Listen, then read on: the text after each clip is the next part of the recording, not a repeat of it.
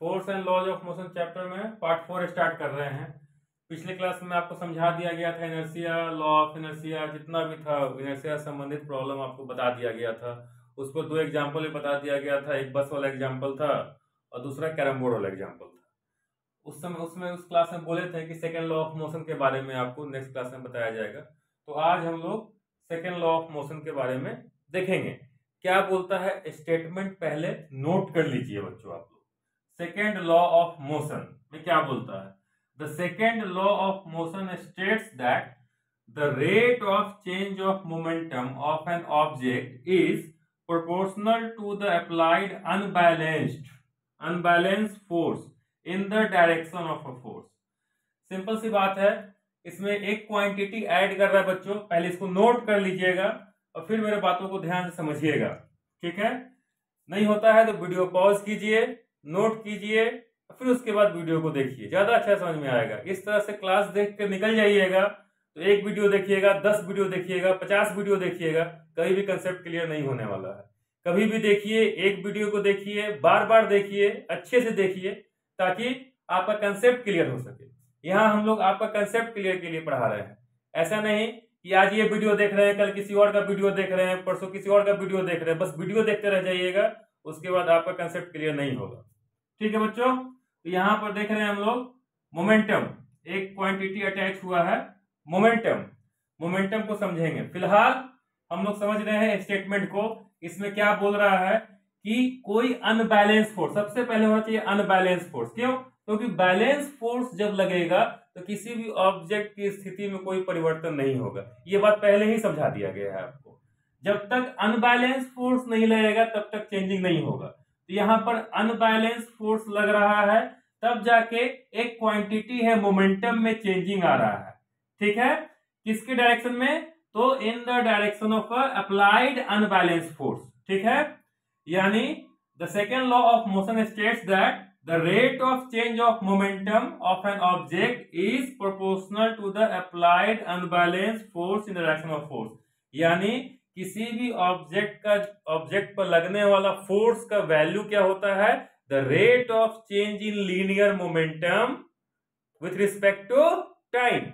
यानी momentum change होगा, पहले कुछ रहेगा, बाद में कुछ हो जाएगा, और विथ रिस्पेक्ट टू टाइम, मतलब टाइम क्या चीज में आ जाएगा? डिवाइड में आ जाएगा। यहाँ बच्चों एक क्वांटिटी है मोमेंटम, इसको समझ लेते हैं। फिलहाल आपको स्टेटमेंट हमने समझा दिया क्या है कि सेकेंड लॉ बोलता है कि when the unbalanced force applied on the object it is always equal to और proportional to the rate of change of momentum with respect to a time. ठीक है बच्चों? आई थिंक आप लोग को समझ में आ गया होगा बात।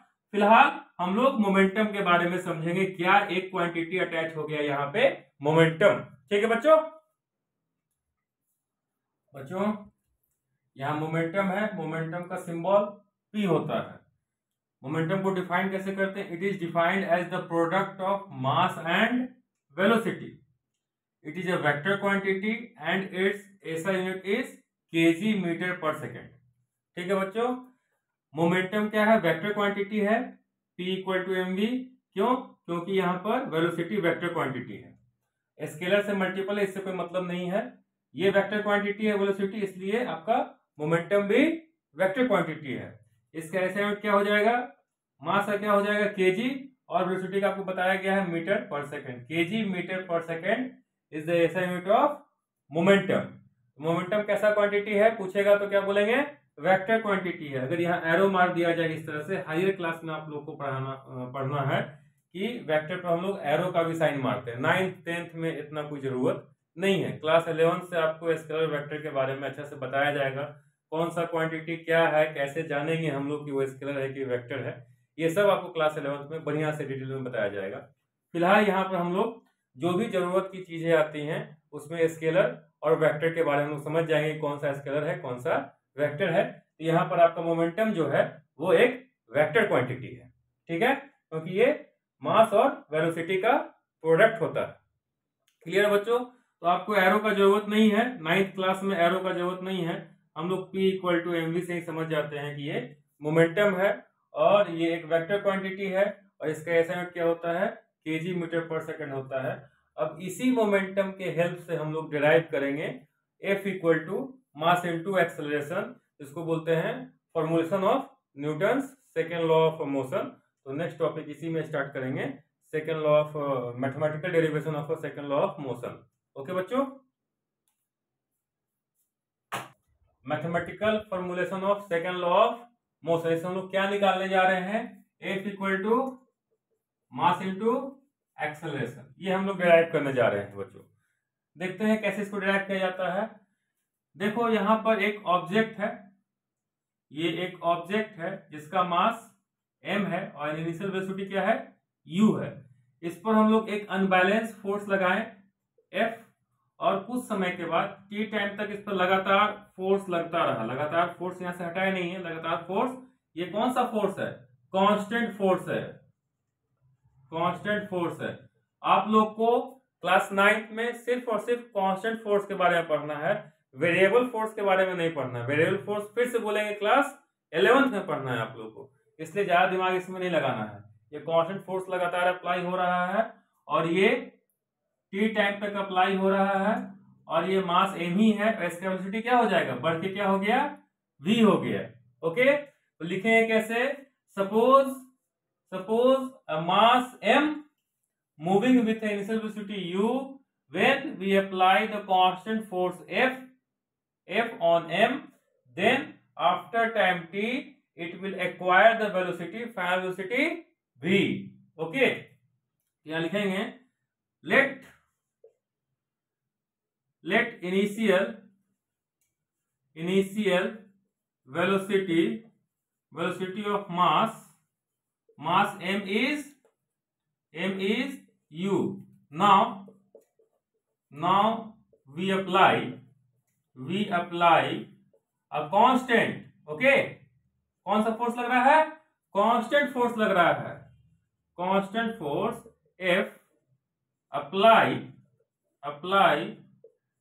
on the object of mass m for a time t। okay, then the final velocity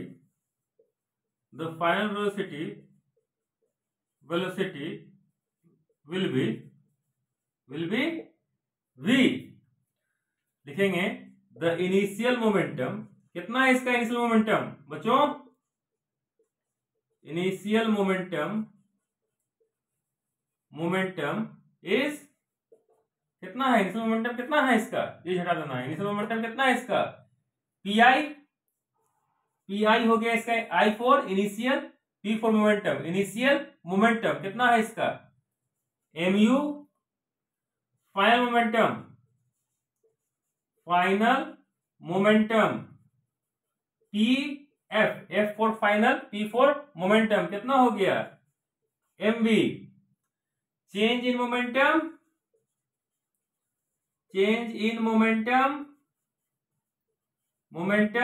क्या हो जाएगा बच्चों, pf minus pi, mv minus mu, m common कर लो, v माइनस u। इतना बच्चों नोट कर लो, इसको डिलीट करेंगे, उसके बाद फिर इससे आगे हम लोग बढ़ेंगे।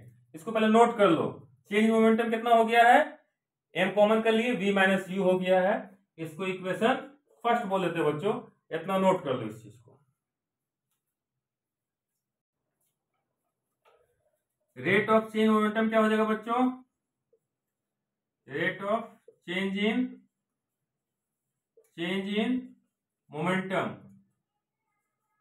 Momentum with respect to time कितना दिया हुआ है, t, कितना हो जाएगा, m v minus u by t from equation first में इतना change in momentum by time. Rate of change in momentum है, रेट मतलब डिवीजन, किससे, विथ रिस्पेक्ट टू, किससे, टाइम से, तो बाय टाइम t कर दिए हैं। तो यही rate of change momentum with respect to a time is directly proportional to the applied force. Okay, rate of change in momentum, rate of change in momentum, change in momentum, momentum with respect to time t is directly proportional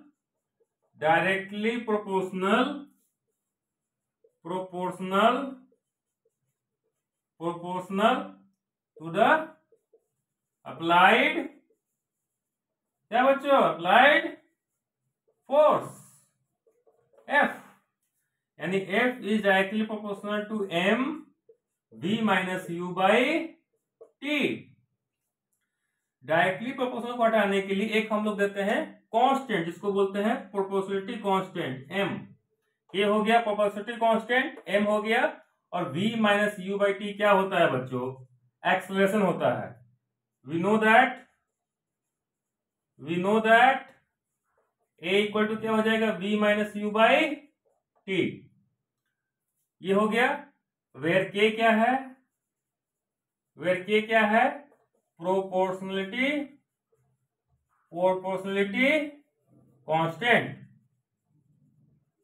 constant. ठीक है बच्चों, इतना note कर लो।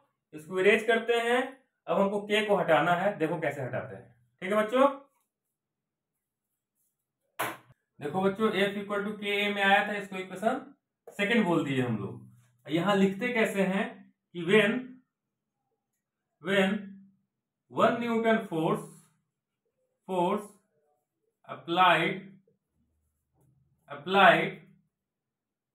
applied on mass of 1 kg, then it will accelerate with an acceleration 1 meter per second square। सब 1 कर देते हैं। 1 equal to k into 1 into 1, यानी k इक्वल टू क्या हो जाएगा, 1। Put this value that is k equal to 1, that is k equal to 1 in equation किसमें, second में। Then f equal to m into a, ये आपके आ गया। f equal to mass into acceleration is the mathematical formulation of second law of motion. तो second law of motion से क्या निकालते हैं हम लोग फोर्स का वैल्यू निकालते हैं m इंटू a। फोर्स क्या है, फोर्स इज यहां तक हो गया बच्चों, इसको लिख लो। उसको इसको इरेज करेंगे हम लोग, और फिर फोर्स के बारे में जानकारी देते हैं थोड़ा सा बच्चों। Force equal to mass into acceleration. Acceleration क्या है, वेक्टर क्वांटिटी है, ओके। यानी फोर्स भी क्या हो जाएगा, वेक्टर क्वांटिटी हो जाएगा। ऐसा यूनिट ऑफ फोर्स क्या है, ऐसा यूनिट ऑफ फोर्स क्या हो जाएगा, मास का क्या हो जाएगा, केजी, और एक्सेलरेशन का metre per second square, KG metre per second square, और इसी को बोलते हैं न्यूटन। क्या बोलते हैं इसको, न्यूटन। इंडिकेट करते हैं एन से। ये न्यूटन साहब के सम्मान में दिया गया है। ठीक है, यानी force is a vector quantity. ये कैसा क्वांटिटी है, it is a vector quantity and it's ऐसा यूनिट इज क्या है, KG metre per second square और न्यूटन। क्लियर। तो आज की क्लास में बस इतना ही बच्चों। नेक्स्ट क्लास में हम लोग और आगे इस पर बेस्ड न्यूमेरिकल देखेंगे। अगर वीडियो पसंद आया हो तो आप लोग इसे जरूर से सब्सक्राइब करें, ताकि आपको समय पर नोटिफिकेशन मिल जाए, ताकि आपका स्टडी बेहतर हो और आप लाइफ में कुछ अच्छा करें। इस वीडियो को शेयर करें, लाइक भी करें, और आने वाले क्लास में आपको और भी अच्छी अच्छी बातों को बताया जाएगा, ताकि आपका जो है ये क्या कंसेप्ट क्लियर किया जा सके। ठीक है बच्चों।